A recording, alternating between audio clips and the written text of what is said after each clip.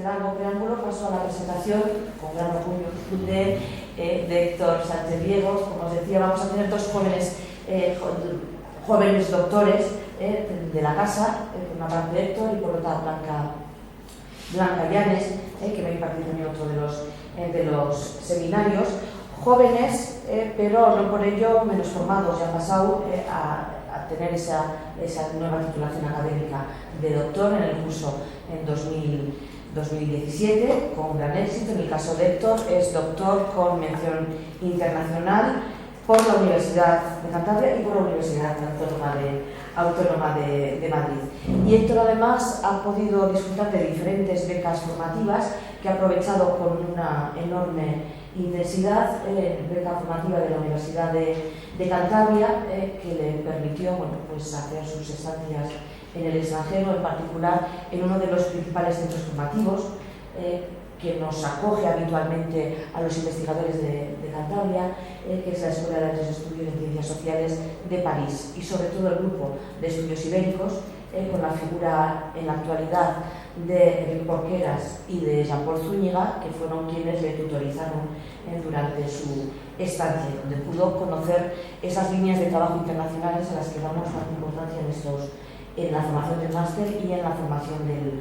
del doctorado. Bien, a partir de todo ese laborioso trabajo, principalmente de archivo, que es de lo que aquí se trata, ir al archivo y luego armar esas hipótesis y resolverlas a partir en una tesis, Héctor se ha ido formando y difundiendo parcialmente sus investigaciones en distintos congresos y talleres internacionales. Ha participado activamente en distintas coloquios de la Fundación de Historia Moderna, de los talleres de jóvenes investigadores que están proliferando en la actualidad, pero sobre todo en el de la FED, que tal vez es el que tenemos nosotros más como referente, y ha sido también coordinador de uno de los talleres de jóvenes investigadores de la casa, que es el vinculado al máster de Historia de España de la monarquía de España, de esta universidad, de la Universidad Autónoma de Madrid, y la de Santiago de Compostela. Y además muchos de estos trabajos, además de presentarse en estos coloquios, en estas reuniones científicas, al debate de la comunidad, han sido ya publicados, parte de ellos, en publicaciones, algunas en revistas, y en otras de congresos o en monografías. Monografías realizadas en algunos casos por algunas de las principales asociaciones con las que él ha trabajado, la de Historia Rural o la Asociación de Demografía Histórica. Por lo tanto, creemos que está perfectamente encaminada su labor investigadora, que, como bien se ve en el propio título de la tesis, se centra, podemos decirlo, en historia de la familia, también en historia religiosa. Se centra en el desarrollo del parentesco espiritual a lo largo de una cronología larga, porque normalmente comienza en el siglo XVI para ver los cambios en Trento y termina normalmente en un siglo XVIII para ver los impactos de los nuevos cambios que se están apareciendo a finales del siglo de las luces. Con lo cual hace estudio de base local, pero con un marcado carácter comparativo que da una enorme riqueza al trabajo que él ha realizado y al trabajo que está realizando, sobre el sustento del estudio del padrinazgo, de ese parentesco espiritual y su influencia en las comunidades locales. Analiza la doble perspectiva, lo rural y lo urbano. Con lo urbano se han encaminado muy bien siempre en los proyectos de investigación de esta propia universidad. Y con lo rural también se encaminaron muy bien con nuestros compañeros de la Universidad de Santiago de Compostela, que son más rurales. Y al hilo de trabajar la comunidad local, pues trabaja también procesos de integración, procesos de exclusión y procesos de conformación de desconformación de oligarquías, el papel de la mujer en todo este parentesco espiritual, etc. Bien, y sin más, agradeciéndole la invitación que le hicimos envenenada, al igual que a Blanca, que acaba de llegar, pues le cedo la palabra y tiene, como él bien sabe, pues 50 minutos, una hora, como él. Pues nada, muchas gracias En primer lugar, nunca pensé que iba a tener una presentación tan dilatada. Cuando empecé a venir a estos seminarios, de hecho, llegué a venir a una sesión del primer seminario, hace ya bastantes años, ¿no? Y bueno, pues sin más, simplemente eso, agradecer a las coordinadoras del SIMOS, Susana Amara, que me hayan invitado a venir hoy aquí, a la que es mi casa académica, y estando, como decimos, en familia, y por supuesto a los presentes para ver lo que tengo que decir hoy aquí. Una conferencia a las que les presento hoy aquí, que es, como ha indicado Susana, se deriva directamente de mi tesis doctoral, y precisamente lo que pretendo es un poco comparar la parte teórica del padrino, lo que debería de ser un padrino teóricamente conforme a las diferentes regulaciones religiosas, y lo que realmente era a partir de otro tipo de documentación como son las partidas de bautismo. Precisamente la estructura de esta intervención se divide en esas dos partes. Primero, la dimensión teórico-normativa de bautismo, en el que se incardina el padrinazgo. Hablaremos pues, del origen, del significado y de los diferentes elementos que constituyen el bautismo y cómo son recogidos en las constituciones sinodales, que es en principio la principal fuente de información acerca de este tipo de cuestiones en términos de archivo, aparte de, por supuesto, información procedente de la bibliografía correspondiente. Y luego, para ver la parte precisamente de la práctica, pues recurriremos en esta dimensión cotidiana también a las constituciones sinodales, que nos remiten a transgresiones en torno a lo ritual, en torno a lo ceremonial, pero precisamente para ver cómo la sociedad influía en esta selección de los padrinos, en quién debía de ser o no padrino, se recurrirá, por supuesto, a un corpus determinado de partidas bautismales que he recogido a lo largo de mi investigación de tesis doctoral en diferentes contextos, urbanos, rurales, como bien ha dicho Susana. Bueno, respecto al sacramento del bautismo, las constituciones sinodales normalmente se refieren a estas cuatro situaciones, estos cuatro elementos, que son, en primer lugar, por supuesto, el sentido del sacramento, seguido los elementos básicos, las características específicas, como se indica ahí. Seguidamente se hace referencia a los casos particulares, fundamentalmente el bautismo de socorro o de necesidad, que era bastante importante, porque luego veremos. Finalmente, las regulaciones propiamente dichas sobre el padrinazgo y el parentesco espiritual. Bien, con respecto al propio origen y el sentido del sacramento, estas constituciones sinodales, que para los que no conozcan lo que es una constitución sinodal, sería un poco esa norma que regula los modelos de conducta de clero y pueblo en las diferentes diócesis. Comienzan sobre todo en la Corona de Castilla a partir del Concilio de Letrán, pero se conserva la mayor parte a partir del siglo XIV. Yo para la tesis las he estudiado para antes y después de Trento, pero tampoco nos vamos a meter mucho en esa disyuntiva porque son otros gramoteros. Simplemente señalar eso, que el bautismo aparece en breves alusiones, siempre aparece en todas las constituciones, pero en breves alusiones que remiten precisamente a este carácter iniciático de primer sacramento que da la bienvenida al recién nacido en la nueva comunidad cristiana, que esto a la vez tiene una dimensión social, como veremos también más adelante. El efecto del bautismo se señala es la limpieza líquida, la limpieza a través del agua, del pecado original. Ese pecado original que es heredado por toda la humanidad desde la expulsión de Adán y Eva en el paraíso, según la creencia de la confesión cristiana. Precisamente esta idea del pecado original llega hasta nosotros a partir de las teorías de San Agustín, ya antes otros padres de la Iglesia debatieron en torno a ello. Yo, la verdad, en torno a la cuestión teológica no me muevo mucho porque eso es algo que supera mis capacidades y mi entendimiento, pero simplemente señalar que San Agustín es una figura bastante importante y hablaremos un poquito de ello también más adelante. Bien, como digo, en este caso entonces el agua tiene en el bautismo un doble significado performativo, es decir, el agua produce una limpieza física del cuerpo y a la vez tiene un significado simbólico porque produce esta limpieza, ¿no?, del alma. Realmente, en torno a esta cuestión del significado del sacramento, las constituciones sinodales no suelen contener mucha más información, pero por suerte se conservan libros sinodales que serían precisamente proyectos de constitución, la suerte es que la mayor parte de todo este tipo de documentación está transcrita y está publicada, entonces facilita mucho la consulta en las colecciones de Antonio García García. Y estos proyectos de constitución también se recogen en estas colecciones explicaciones y nos remiten a otro tipo de información, como por ejemplo el origen del bautismo, que sitúa su raíz teológica precisamente en el primer bautismo, que sería el de Jesucristo por San Juan Bautista, cuya representación podemos ver, por ejemplo, en esta pila bautismal, si no me equivoco, que me perdonan los de arte, de época de estilo románico, de Tierra de Campos de Palencia. Vemos allá a Jesús en el medio y a San Juan Bautista en un lado. Bien. Seguimos. Con respecto a lo que serían los elementos básicos del bautismo, son dos principalmente, para que se considere válido, que son la materia y la palabra. Respecto a la materia, esta debía de ser agua verdadera, no debía ser agua artificial que contuviera ningún tipo de aditamento, es decir, pues pétalos de rosa, aguardiente, etc.,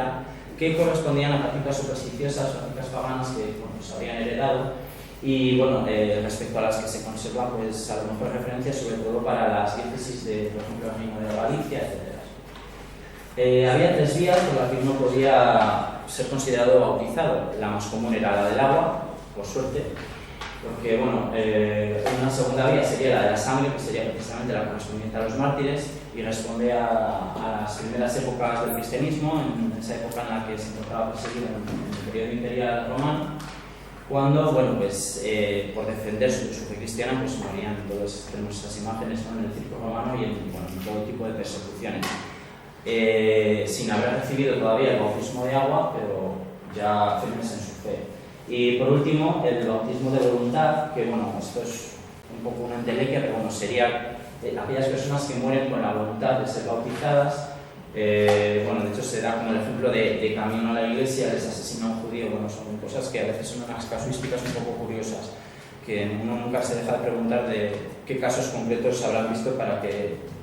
introduzcan esto en las propias normativas, ¿no? Bien, en relación al agua, precisamente los modos de bautismo podrían ser tres también, que sería la inmersión, que bueno, es lo que vemos aquí en pantalla, que sería precisamente sumergir al recién nacido 1, 2 o 3 veces en la pila mientras se pronuncian las palabras que luego se dirán, y que bueno, precisamente podemos pensar que solo se mantiene para el ámbito ortodoxo y que solo se ha dado en el ámbito ortodoxo, porque por ejemplo en España era bastante habitual este tipo de bautismo. Se tienen registros, por ejemplo, de la provincia eclesiástica de Salamanca, de las iglesias de Salamanca, etc. Era bastante habitual, como digo. Otra vía era el bautismo por aspersión, que ese sería mediante un hisopo, arrojar agua mediante un hisopo, y finalmente la efusión, que sería precisamente el que conocemos hoy en día en la realidad católica occidental, que sería el derramamiento de agua sobre la cabeza del recién nacido. La palabra responde pues, a la fórmula yo te bautizo Pedro, Juana, Martina, etc. En nombre del Padre, del Hijo y Espíritu Santo. Era muy importante que se pronunciara la fórmula trinitaria y el nombre elegido para el recién nacido, por supuesto.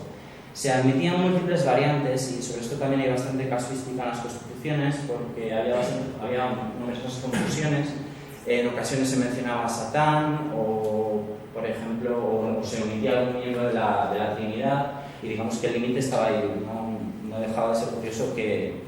se invocara a Satán en este tipo de ceremonia. Quizá había confusión con la parte de los exorcismos, quizá, ¿no?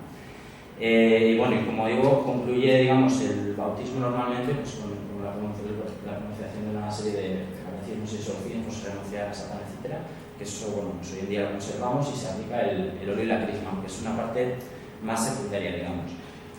Respecto a otros elementos, pues el espacio, el tiempo y los oficiantes, bueno, el bautismo debía ser celebrado en la iglesia parroquial de la familia de los padres, pero podía haber dos excepciones. Si el bautizado pertenecía a la realeza, a la nobleza, podía ser bautizado en las cámaras privadas, o bien, para el grueso de la población, la otra excepción era si existía peligro de muerte, si se estimaba que la criatura podía fallecer pronto, se podía dar lugar a lo que se denomina como bautismo de necesidad, que era bastante habitual en esta época de gran localidad infantil. Respecto al tiempo de bautismo, ya bueno, en época bajo medieval y época moderna puede ser celebrado a lo largo del año, pero en un primer momento solo podía ser celebrado en época de Pascua, con relación también con la época de la resurrección de Jesucristo, el ser renacimiento espiritual, etc. Pero claro, una vez se generaliza la práctica del bautismo infantil, no era operativa esta restricción y se va extendiendo a lo largo de todo el año. En la práctica, normalmente para las diócesis españolas se dicta que el bautizado no, o sea, que sea bautizado el individuo no más allá de la semana o 2 semanas después de su nacimiento, porque bueno, se recogen casos en los que podían pasar meses. Por ejemplo, pensemos aquí en la zona del Pas, creo recordar alguna partida que vi que habían pasado 3 meses y bueno, también puede corresponder con la invernada, que no pueden acudir a la iglesia y son muchos feligreses y viven alejados en caseríos y pues bueno, todo este tipo de casuística, ¿no? En respecto a los oficiantes, pues bueno, debían de ser personas ordenadas de órdenes mayores, preferentemente el párroco de la relación de los progenitores. Bueno, esto es la imagen de una parroquia de las que yo estudié. Bien. En torno a los casos particulares, precisamente en énfasis en el bautismo de socorro, es quizá el tipo de bautismo en el que más se centran las constituciones sinodales,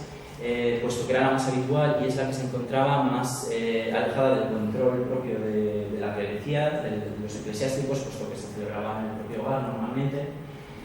dado que era, como digo, esa ceremonia que se improvisaba en el hogar en el momento de, normalmente incluso del parto, dependiendo de cómo fuera ante la sospecha de que el niño pudiera nacer, no pudiera morir, etc. En este caso, los elementos esenciales siguen siendo el agua y las fórmulas que se deben de pronunciar, pero bueno, hay una mayor laxitud ritual a este respecto. En este caso, si se optaba por el bautismo de efusión, el que conocemos desde el derramamiento de agua sobre la cabeza, bueno,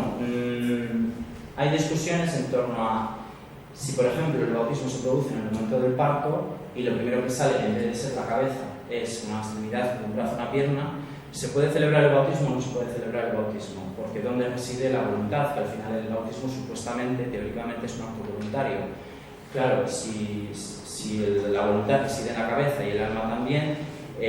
hasta que no salga la cabeza no se puede celebrar el bautismo. Pero claro, si en lo que no, sale primero las piernas hasta que sale la cabeza, el niño, por desgracia, fallece, lo que sea. Bueno, todo este tipo de disyuntiva, que realmente los párrocos no estaban allí para ver lo que pasaba ni lo que dejaba de pasar, pero bueno, ellos lo comunican aquí en estas constituciones. Y bueno, después de Trento directamente se dirá como que la gracia divina puede residir en cualquier parte del cuerpo y que no importa dónde se reciba. ¿Quiénes eran los encargados de ejercer este bautismo de socorro? Pues bien, podía ser cualquier persona, sin importar el sexo, su condición religiosa, etc. Eso sí, ante la posibilidad de que fueran diferentes personas, de que se encontraran presentes diferentes personas en ese momento, existía lo que he denominado ahí un orden, una prelación, ¿no? En este caso tenía una mayor, se prefería el hombre a la mujer, miembros del clero frente a laicos y cristianos viejos frente a cristianos nuevos y, bueno, cristianos en general frente a herejes, aunque como digo también podían. También podían siempre que concurrieran 2 circunstancias. En primer lugar, que tuvieran voluntad de bautizar, sincera, y en segundo lugar, que conocieran precisamente el tipo de ritual que debían realizar, que conocieran las palabras y la manera que tenían que impartir el agua, etc. Y precisamente en este momento, en este tipo de bautismo, es muy importante el papel de las comadronas o parteras, que bueno, yo antes de comenzar la tesis doctoral siempre pensaba que había una en cada pueblo, que estaba todo como muy estandarizado y luego ya sé que no, la mayor parte de los casos no suele ser así, que muchas veces es una persona pues, de la familia, una vecina que ni siquiera tiene ese papel, es al final la labor de la experiencia, ¿no? Pero bueno, en muchos casos las constituciones inciden en el control de estos personajes porque es una manera de estar en el lugar en el momento de estos bautismos de socorro sin estar ellos presentes, porque en aquellas que ejercían su profesión era esta, necesitaban una licencia y esa licencia solo se la concedía el párroco si conocían el ceremonial que tenían que administrar en estos casos y si luego daban cuenta ante ellos de lo que había sucedido para comprobar si el bautismo había sido válido y supongo que un poco pues, también por controlar lo que pasaba, ¿no? De todas maneras, se incide en todo momento en que si hay un hombre que sepa celebrar o otra persona, o un eclesiástico, etc., debe celebrarlo él y no la comadrona. Pero bueno, como digo, es un papel bastante importante. La otra casuística sería la del bautismo de adultos, que en las constituciones aparece como una excepción, pero realmente, paradójicamente, debería de ser la norma, ¿no? El bautismo de adultos, porque como digo, se supone que es un acto voluntario. En este respecto, bueno, pues los receptores en la Castilla bajo medieval y moderna van a ser pues, judíos, musulmanes y protestantes, normalmente, Y en este sentido, bueno, pues se dictan una serie de límites o de normas para recibir este bautismo. Debían de ser individuos mayores de 7 años, supongo que sitúan la edad de discernimiento ya en ese momento. Y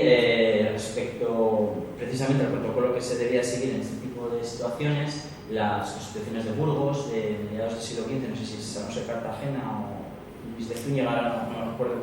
qué obispo es, bueno, pues, refiere a una serie de casos que pasan pues, precisamente en la ciudad de Burgos respecto a los judíos que utilizaban el bautismo de adulto, el bautismo en su época juvenil o adulta, para liberarse de la tutoría de sus padres, pues en un momento de rebeldía juvenil, podríamos denominar hoy en día, para zafarse un poco de ese control. Lo que pasa que, claro, una vez bautizados, mantenían las prácticas judaizantes, lo que iban desde luego de la propia fe cristiana, de las propias apariencias, ¿no?, de la fe.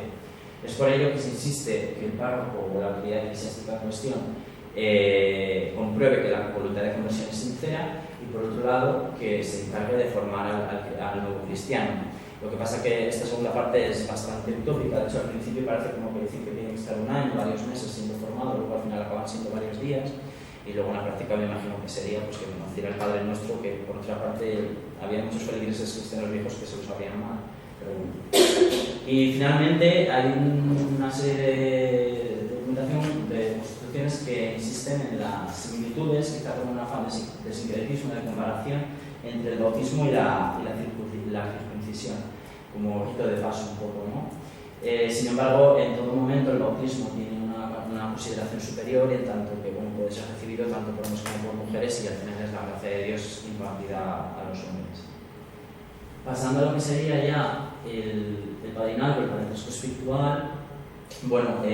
forma parte de esta idea de que el bautismo es el segundo nacimiento espiritual, que se considera teóricamente superior al carnal, y bueno, en paralelo precisamente a este bautismo se desarrollan una serie de vínculos con las personas involucradas, que es el denominado, como digo, parentesco espiritual,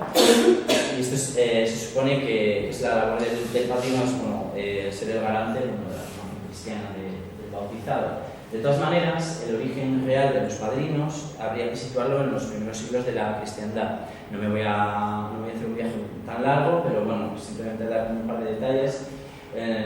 Todos sabemos que bueno, las comunidades cristianas en los primeros siglos de la cristiandad se encontraban en la clandestinidad,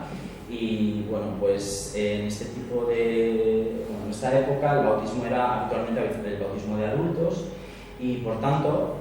bueno, había una serie de valedores o representantes de las personas que querían convertirse a la religión cristiana, que garantizaban, por un lado, que esa persona, como lo hemos visto para el bautismo de adultos anteriormente, que esa conversión era sincera, que se iba a encargar de formar a esta persona, que se denominaba catecúmeno, que iba a seguir este catecumenado durante normalmente pues, varios años, incluso 3 años, hasta que se celebrara la propia ceremonia bautismal. Y bueno, y que iba a garantizar el secreto de la existencia de esa comunidad cristiana ante las autoridades imperiales, por supuesto. Lo que sucede después, para dar lugar a esta transformación del padrino, lo que conocemos más habitualmente hoy en día, son 2 circunstancias que ocurren en paralelo. En primer lugar, la interiorización de la teoría del pecado original, que existe antes de San Agustín y ya comienza a ser interiorizada por el fiel cristiano.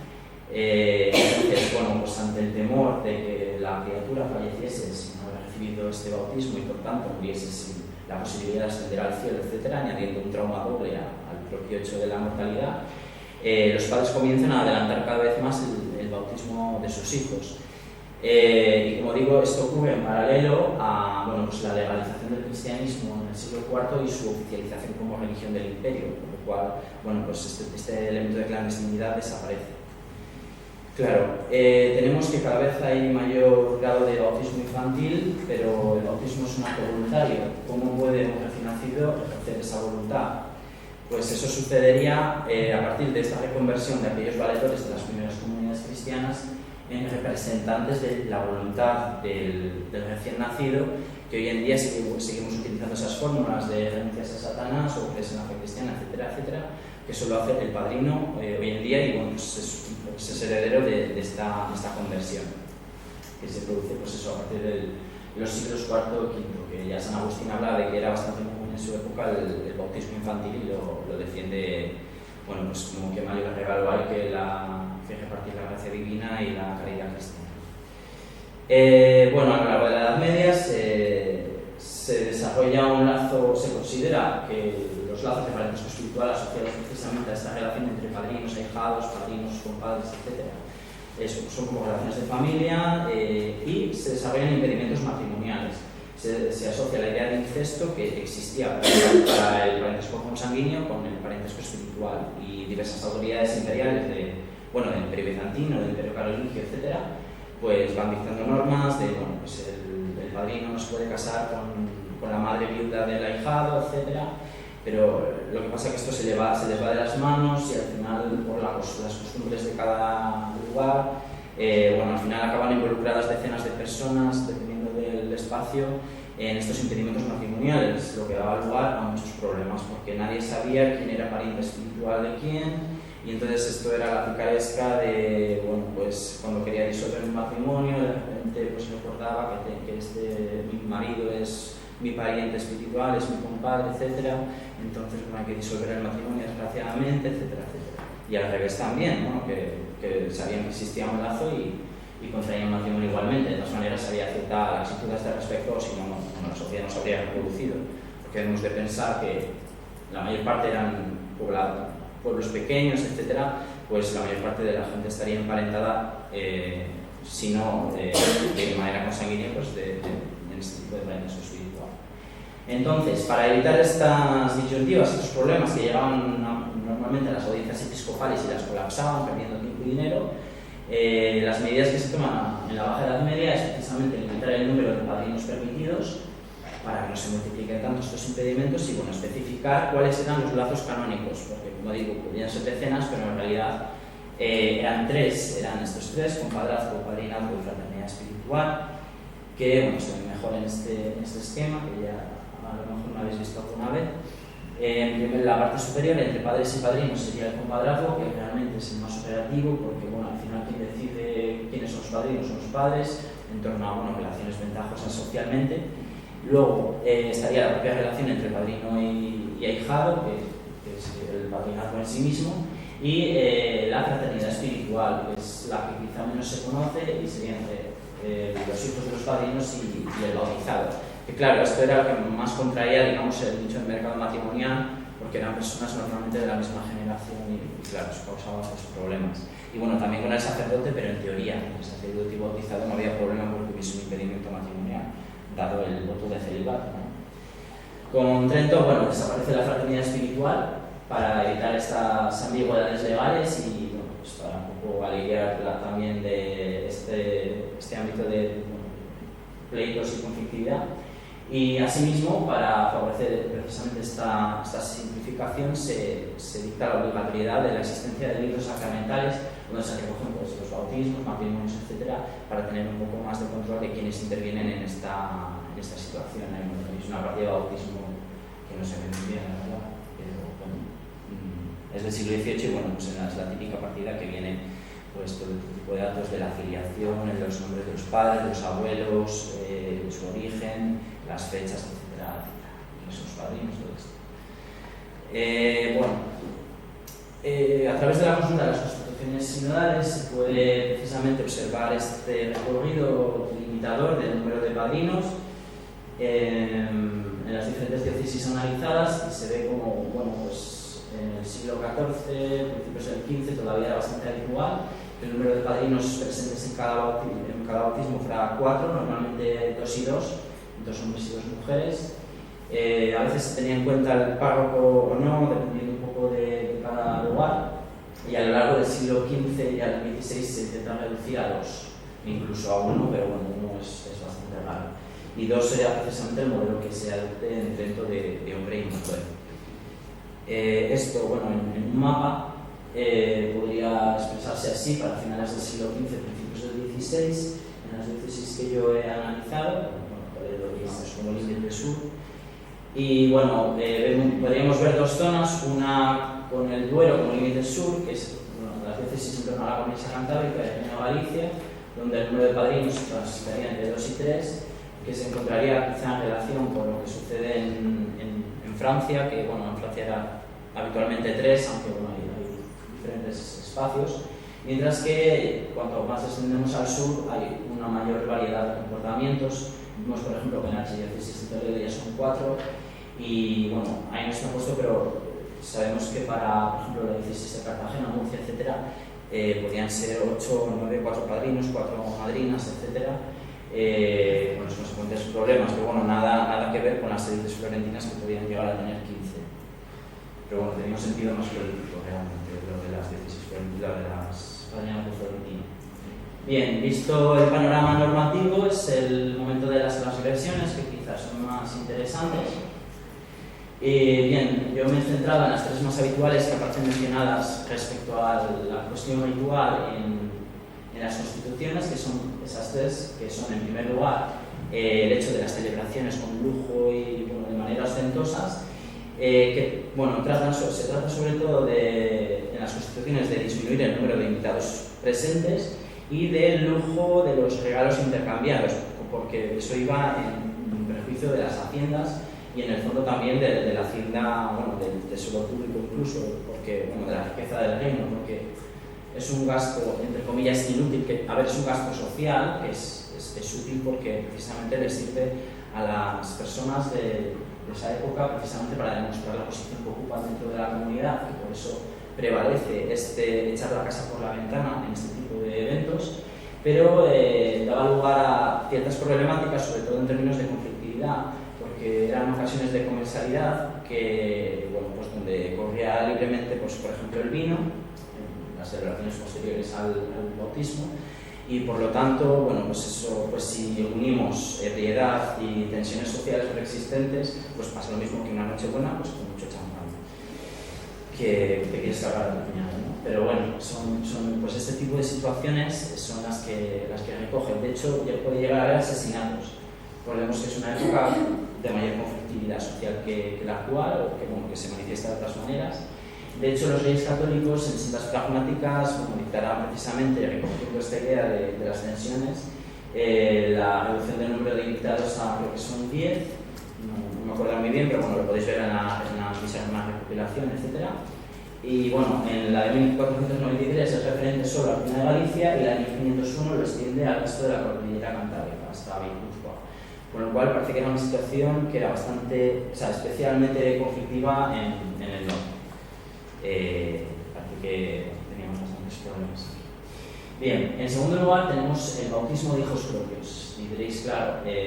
ya el hecho de que los sacerdotes puedan tener hijos propios va en contra de los propios dictámenes de la Iglesia.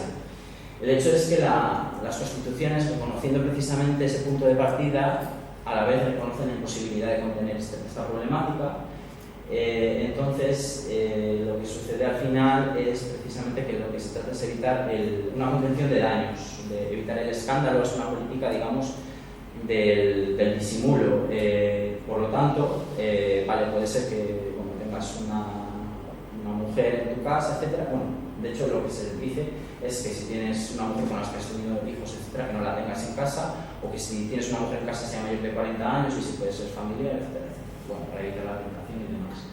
Pero bueno, en este caso, lo que es para evitar el escándalo, precisamente, sí, es así. Los índices de amancebamiento en Cantabria eran bastante elevados, eso se sabe, eso se ha trabajado. Bueno, como digo, entonces, el objetivo normativo es evitar el escándalo y por tanto, bueno, pues eso, que no pueden oficiar los bautismos de sus propios hijos ni tampoco las misas nuevas en caso de que sus hijos se hicieran sacerdotes ellos mismos, que era otra salida bastante habitual social de los hijos naturales. Por tanto, bueno, pues es una política pragmática, ¿no? Digamos. Y finalmente, pues el cobro de derechos en contraprestación por oficiar el sacramento. Dado que el bautismo era pues la impartición de una gracia divina, como os he repetido varias veces, esta debía ser administrada de manera gratuita, universal, libre, y por tanto no aceptaba pues un intercambio material por su administración. Lo que sucede que por la propia tradición de la costumbre, pues en el momento del bautismo, pues las familias normalmente daban al párroco pues algún tipo de bien en especie, o unos reales, una gallina, lo que fuera en cada lugar. Y claro,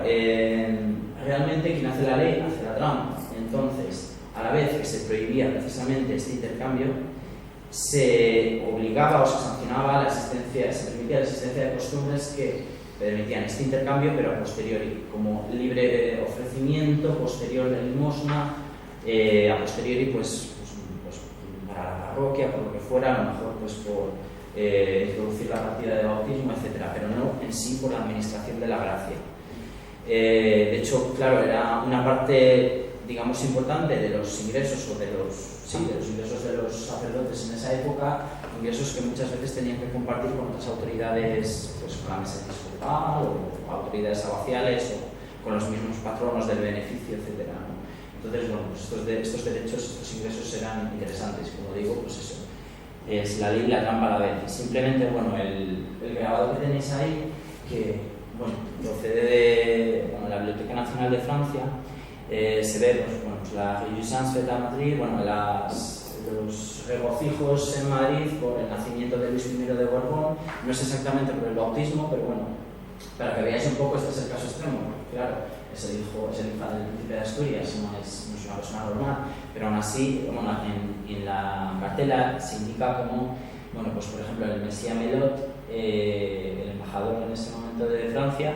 bueno, pues hace que salgan vino de sus fuentes durante 3 días seguidos vino tinto, y vemos, bueno, pues a una persona pues bebiendo el vino directamente de la fuente, pues este tipo de situaciones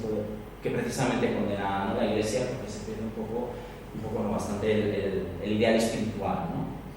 Lo de la derecha no tiene nada que ver, es la toma de Lérida, en realidad es de Lérida y Lleida. Bien, más allá de las transgresiones en el ámbito de lo ritual, pasaríamos a aquellos elementos que condicionaban la elección de los padrinos y las madrinas. La teoría dicta que, bueno, el padrino y la madrina debían ser unas personas de determinada edad, 14 en el caso de los hombres, 12 años en el caso de las mujeres, digamos, bueno, pues la edad casi de matrimonio, ¿no? Debían de ser personas de buena conducta, bien formadas en la doctrina cristiana, buen ejemplo de vida, porque al final la labor del padrino y la madrina era precisamente formar, su labor fundamental y única en términos generales era la de formar al bautizado, en la religión cristiana, en el caso de que sus padres no pudieran o no lo hicieran correctamente y ser su ejemplo de vida. Lo que pasa es que, bueno, realmente en la práctica, una vez liberado del pecado original en el momento del bautismo, esta relación vehiculaba otro tipo de situaciones, otro tipo de ventajas sociales en torno a vínculos como, pues, os indico ahí, la familia, el paisanaje y el estatus social, son los 3 elementos que más condicionan esta elección. Y bueno, ¿por qué elegir a alguien de la familia como tu padrino? Alguno podría decir que elegir a alguien de la familia es como desperdiciar un vínculo exogámico social, ¿no? Pero realmente era útil en 2 sentidos. En primer lugar, porque se evita la extensión del impedimento matrimonial a alguien de fuera de la familia, y realmente lo que interesaba más era el impedimento matrimonial, la estrategia matrimonial, enlazar con otras familias con las que hubiese intereses comunes, etc. Y bueno, de este modo, al elegir a alguien de la familia, pues evitaba esta situación. Y por otra parte, esta elección permitía la reciprocidad, favorecía la reciprocidad de solidaridades familiares internas, la cohesión entre diferentes ramas de la familia, evitaba esta dispersión que con el paso del tiempo ocurre entre las diferentes ramas colaterales de una familia, que la pérdida del sentimiento de familia, por decirlo de alguna manera, y eso daba lugar, pues, al mantenimiento de esta idea de parentesco, consanguíneo, espiritual, etcétera, que ayudaba, pues, luego, pues, al intercambio de bienes y servicios entre diferentes miembros, aunque hubiesen pasado, pues, muchos años. Precisamente los cuadros que veis ahí en pantalla se refieren precisamente al componente familiar. Era bastante importante, la familia condicionaba mucho en el ámbito de la Cantabria moderna, al menos en los ámbitos que yo he trabajado, de Iguña, Guarnizo, El Huerto y Santander, de diferentes características, unos urbanos, otros rurales, otros podríamos decir que mixtos. Y bueno, eso, simplemente señalar cómo más de la mitad de los bautizados contaban con al menos un miembro de su familia entre sus padrinos, su padrino o su madrina. Es una situación que, por ejemplo, en el caso de Iguña, no se modifica hasta a partir de mediados del siglo XVIII, cuando se abre el camino de Reynosa, que eso vehicula un tipo de relaciones de tipo económico, llegada de forasteros, y claro, con la llegada de forasteros, precisamente estas personas cuentan con menos miembros de su familia para poder realizar este tipo de vinculación, y claro, eso en contingentes de población que no son muy grandes, pues te modifica el resultado final, ¿no? Bien, luego con respecto, sucede lo mismo en Guarnizo, antes de la instalación del astillero real a partir de 1720, puesto que vemos que no tengo un puntero, y de hecho me pasa con el día de la tesis, que lo estoy apuntando con la flecha del ordenador y no se ve, pero bueno, en Guarnizo, que es la parte inferior izquierda, vemos como hasta 1719 llega al 60% de los bautizados con un padrino elegido entre miembros de la familia. Es una comunidad bastante endogámica, y vemos cómo se modifica después, porque llega un gran contingente de vascos, franceses, catalanes, etcétera, a trabajar en el astillero, que, lo he dicho, como son forasteros, tienen menos miembros de su familia a los que pueden recurrir, etcétera. Y se diversifica también la estructura social local. En el caso de Río Tuerto, a pesar de ser una realidad rural, mixta, etcétera, los índices son también bastante inferiores a lo que, por ejemplo, se ve en Iguña, pero claro, hay que decir que en Río Tuerto, en lugar de los dos padrinos que son naturales, solo había uno.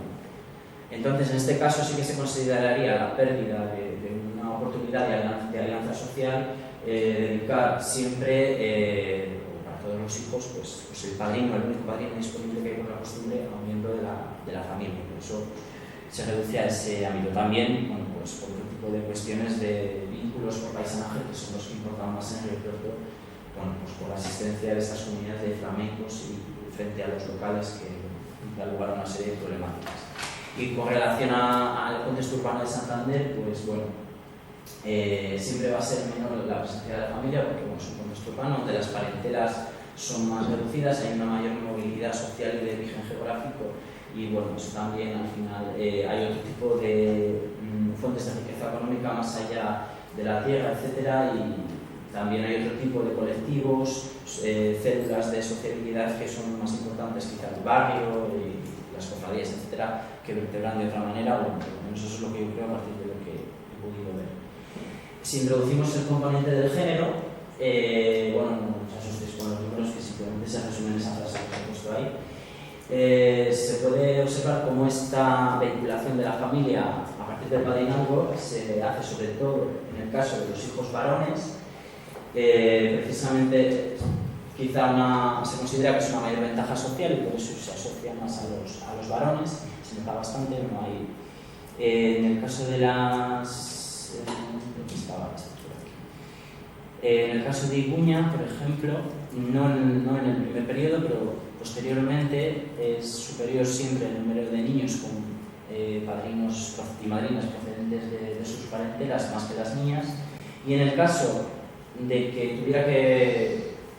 enlazarlo con el padrino o la madrina, solía ser la madrina. De hecho, ahí sí que es impepinable. En el caso de los niños y las niñas, digamos que hay una cierta igualdad cuando superan los niños, pero es la madrina, eso sí, la que vincula esta relación familiar. Quizá asociando un poco el carácter doméstico de la mujer en esa época. No es la explicación que yo le puedo dar, pero habría que seguir trabajando en eso. Y pues si nos preguntábamos, me pregunté yo cuál es la rama que podía primar, si la rama paterna o la rama materna en estos casos. Durante la mayor parte, sobre todo del siglo XVII y principios del XVIII, destaca sobre todo de la rama paterna, una visión más paternalista, una visión más patrilineal, pero esto va cambiando con el tiempo, y en el siglo XVIII se equiparan la rama paterna y la rama materna, lo cual yo lo he querido relacionar con una mayores tasas de inmigración de la población, de los padres, etcétera, más que la mujer, que también, por supuesto, los niveles de inmigración femenina se incrementan, pero en menor medida. Y hay una distribución en torno al sexo del padrino. Normalmente la rama paterna suele vincularse a través del padrino y la rama materna a través de la madrina, que es algo distinto a lo que se ve en otros espacios. Con respecto al paisanaje, tal y como os indico ahí, bueno, pues el padrinazgo lo que funciona es como un elemento que podría ser de integración o de segregación en función de la comunidad y del origen geográfico de las personas en cuestión. Y sigue un poco la lógica de autoprotección en función de la actitud de la población local frente a los forasteros que llegan a estos espacios. En ese sentido he detectado tres modelos, tres situaciones, que sería, en primer lugar, la de los espacios rurales, como en Iguña, donde el número de forasteros es bastante reducido y paulatino y es de fácil integración, no alteran las costumbres económicas y sociales de la población, y bueno, pues eso se observa fácilmente. Y luego, en el caso de los espacios mixtos, como Río Tuerto o Guarnizo, ocurre todo lo contrario, hay una gran hostilidad a la llegada de estas poblaciones, porque bueno, en el caso de los vascos, en el ámbito de Astillero, y en el caso de los flamencos, con respecto a Río Tuerto, digamos que aglutinan y que aprovechan los recursos madereros y de otro tipo que tradicionalmente eran propios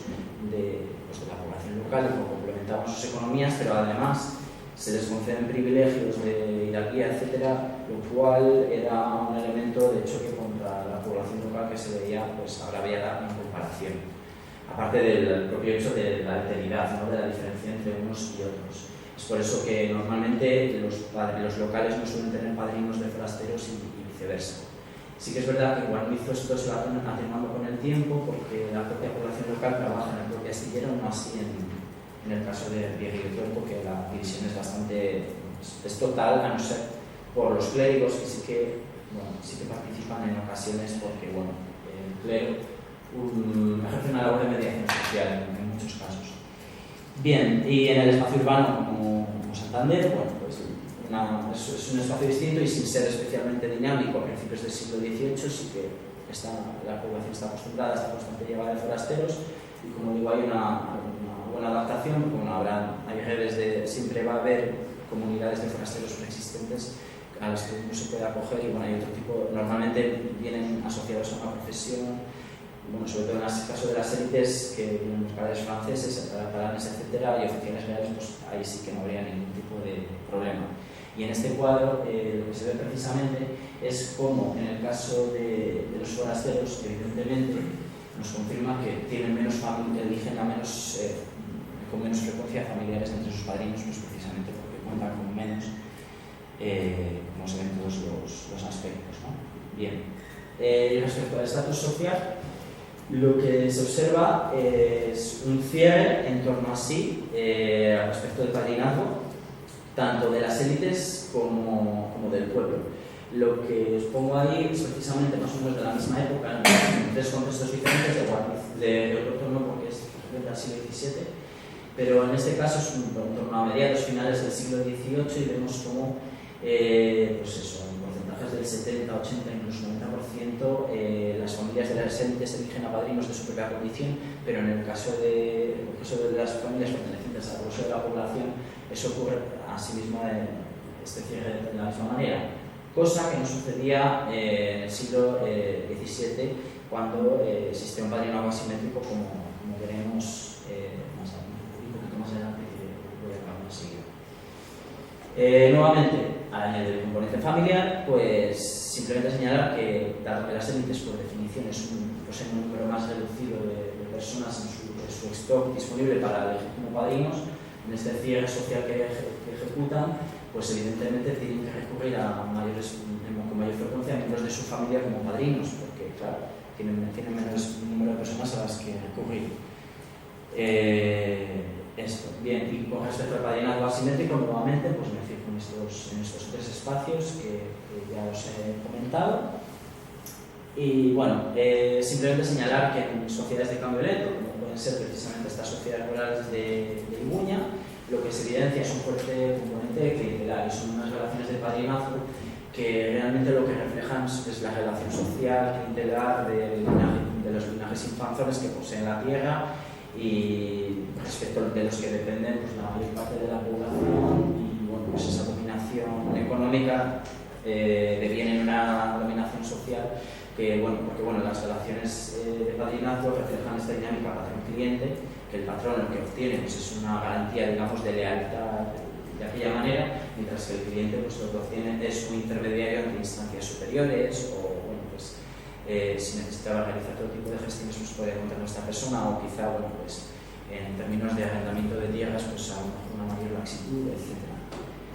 Y bueno, precisamente en este espacio, la familia más importante son los collantes, que bueno, lo que hay que fijarse precisamente es en la columna de la derecha, que lo que indica es el porcentaje total de miembros de la familia, o sea, del porcentaje total en la que, de bautizados en los que los collantes se ejercen como padrinos. En el siglo XVII llegan a constituir entre un 25 y un 30% el total de padrinos de los bautismos, bueno, del total de bautizados. Luego esto se reduce, porque bueno, el linaje experimenta ciertos problemas, se recupera cuando enlaza con otro linaje, que luego vendrán los duques de Santo Mauro, y bueno,